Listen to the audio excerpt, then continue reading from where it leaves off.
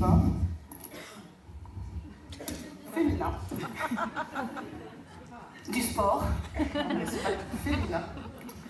Et c'est vrai que ça fait beaucoup. Et puis j'ai regardé, Josépha, chaque jour du calendrier, il y a, figurez-vous, une, voire même 2 journées nationales sur des sujets majeurs, comme l'autisme ou la laïcité, ça, il n'y a aucun souci là-dessus, mais aussi très anecdotiques, comme la journée du fromage, et devinez, la journée de la frite. Ai-je? Oh non, ai-je? Alors finalement, pourquoi pas le sexisme? Écoutez. Donc, sans plus attendre, je vous propose tout de suite d'accueillir mes 2 premières invitées, les coprésidentes du collectif Ensemble contre le sexisme, Catherine Ladouce et Iseline Fourti-Dutal.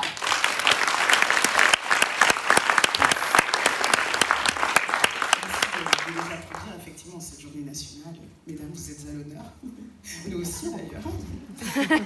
Et pour ne pas me tromper, ce collectif œuvre depuis sa création en 2017 à faire reconnaître le 25 janvier comme la journée officielle de lutte contre le sexisme. C'est bien ça. Tout à fait. Donc, mesdames, soyez les bienvenues. Nous vous avons beaucoup vu sur les plateaux TV, chez nos confrères, notamment à cause du déferlement de réactions qui a suivi les révélations concernant notre monstre sacré du 7e art, Gérard Depardieu, et cette remise en cause présidentielle des droits humains qui s'en est suivie. Et nous avons hâte de vous entendre pour comprendre pourquoi une journée nationale contre le sexisme et en quoi est-ce si utile. Mais moi, j'ai une question que tout le monde se pose et que personne, à laquelle personne ne répond. Qu'est-ce que le sexisme? Bien, écoutez, je vais essayer de répondre rapidement à cette question effectivement fondamentale aujourd'hui, peut-être plus encore que les autres jours. En 2019, le sexisme est défini grâce au Conseil de l'Europe comme une manifestation des rapports de force historiquement inégaux entre les femmes et les hommes, conduisant à la discrimination et empêchant la pleine émancipation des femmes dans la société.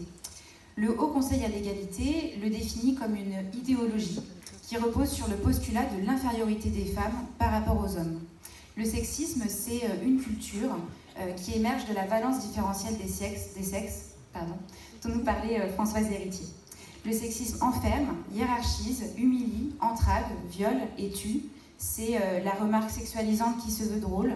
C'est le poids de la charge mentale des triples journées. C'est la gestion souvent isolée de la petite enfance et de la dépendance, les injonctions vestimentaires, se faire traiter de salope quand on dit non, et même si on dit oui d'ailleurs.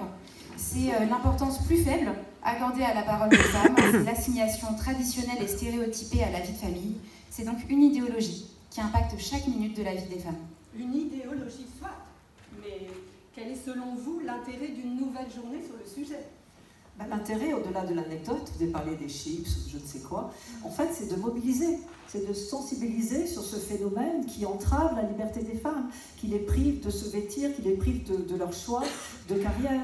Et du coup, c'est très important d'avoir cette journée nationale de mobilisation, parce que justement, elle va permettre d'ancrer et de structurer l'agenda des pouvoirs publics, des entreprises, des associations, pour que, alors pas simplement une journée, mais qu'à l'occasion de la journée nationale contre le sexisme, on puisse justement révéler le sexisme.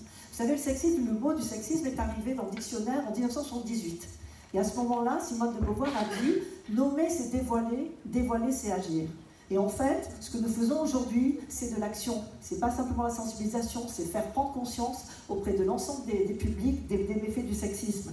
Et c'est vrai que cette journée, elle ne nous appartient plus, puisque ça a été créé, certes par le collectif, on l'a dit, mais en fait, elle est entre vos mains. Et toutes les personnes qui sont là dans la salle, toutes les personnes qui nous écoutent aujourd'hui, on vous demande de démultiplier en fait cette action de sensibilisation et d'information sur les méfaits du sexisme, et surtout de travailler de façon concrète pour trouver des solutions pour éradiquer ce fléau. Parce que c'est aujourd'hui, cette journée nationale, pour nous, c'était une ambition, et elle est aujourd'hui une réalité.